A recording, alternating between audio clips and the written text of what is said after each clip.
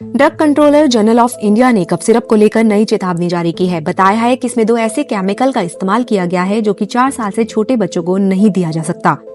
क्लोरोफेनिरामाइन mallet और phenylephrine दोनों दवाओं के मिश्रण से तैयार किए गए सिरप या गोलियों का इस्तेमाल सामान्य सर्दी के लक्षणों के इलाज के लिए किया जाता है। बता दें, ताजा वार्निंग सिरप के इस्तेमाल से दुनिया भर में 141 बच्चों की मौत के मद्देनजर लिया गया है। इन दवाओं के लेबल पर चेतावनी मेंशन करने का निर्देश भी जारी किया गया है।